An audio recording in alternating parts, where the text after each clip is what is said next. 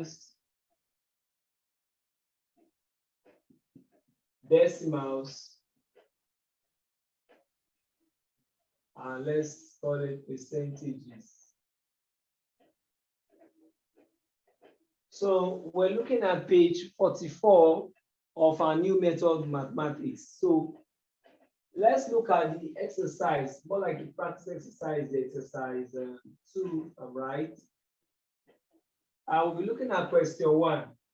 Now, the most interesting aspect of any mathematical exercise is when we deal with what? Word problems. In fact, there is this saying that if you can handle word problem, then the concept has been well passed across. So we have a problem that says in a classroom, number 1, there are what? 36 pupils. So I'll just pick out the details of the question. 36 pupils, and it says that 75% are present. Now, how many pupils are absent? There are 2 ways you can solve this question. You can either just go straight away to look at who's absent, or we may need to do some bit of subtraction. So we'll look at the 2 methods and see which one appeals to you best. Now, 75% is interpreted as 75 over 100. 75% is interpreted as 75 over 100. So we can actually reduce this to the lowest step. So 5 will divide, I have 15. 5 will divide, I will have 20. 5 will divide again, I'm going to have 3. 5 will divide again, I'm going to have 4. So we see that this is the same thing as 3 over 4 in fraction. So what I've done here is to successfully convert 75% to fraction, to a fraction. Now, it says 3 over 4 are present. So if I want to get the number of pupils present, so number of pupils present will simply be what? 3 over 4 times 36 over 1. Now, there is a simple technique I use when it comes to maths. For some of us, this technique may not be relevant anymore. 36 divided by 4 will mean read your 4 times table. Read your 4 times, your multiples of 4. And if you read that correctly, because at primary 5, we assume that you have mastered your multiplication table such that you can easily look at the number and tell what it is. So if I do that, this will give me 9, and 3 times 9 will give me what? 27. But bear in mind that I'm not told to find the number of pupils present. I'm told to find the number of pupils absent. Because that's what the book says, absent. So what does that mean? So number of pupils absent will simply be saying 36, which is the total number of pupils I have available, minus 27, which is the number of pupils present. And if you do your subtraction right, your answer will be 9. Now, this is one method.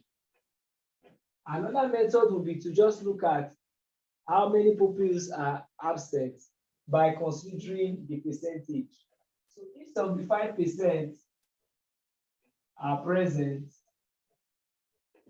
it will invariably mean that 100, because every percentage is described in 100, minus 75 will give me 25% that are what?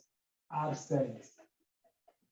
So I will convert this to a number, a fraction, and that will give me 5,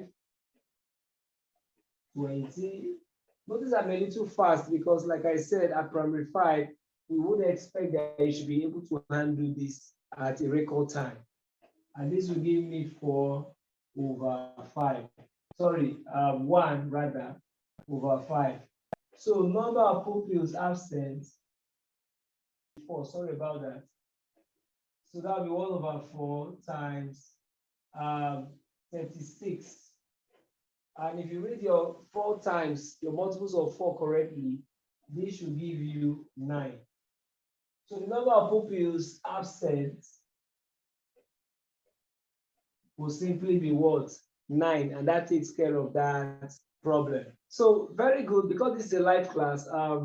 Note your answers, and then I'm going to solve now, and then you will check if whether what you have done is correct. So pay attention to the details I'll be giving as I solve. The question says Shegun had, so I'll be reading and I'll be giving you the sensitive details in the question. Shegun had what? 14,000 naira, out of which he spent 25, so 25% is spent. Now the question says, how much did he spend? So very simple. The focus is on what was spent. So this would be 25% of. So what I always advise students to do, there are different ways to solve this, but you want to pick a method that will help you get to your answer quickly. So you divide this, you reduce this to the lowest term. That's why you were taught how to reduce to the lowest term. So this will give me 5 here will be 5. 5 here will be 20. 5 here will be 4. 5 here will be 1. So this will give me 1/4. Or let's write it down. 1/4 times 14,000. Now, the same way you read your multiples, but this time around, let's play with another idea you have been taught. And that's your division. Or sometimes people call it long division. So the denominator is written out, and then the other number is written in. So you see that you vary technique or you change your method depending on what you're required to do. So 4 divided 14 will give me 12. Or rather, 4 times what will give me 12? 4 times 3. And that will give me 2. I'll drop this 0 down. That's how that technique works. 4 divided 20 will mean read my 4 times. Read my 4 times, and that will be what? 5. So this will be 5 times 4, that will be 20, and I'm done with that. So I'll drop these zeros down and transfer them up here. So my answer will be what? 3,500. So that takes care of that one. So confirm if you got that.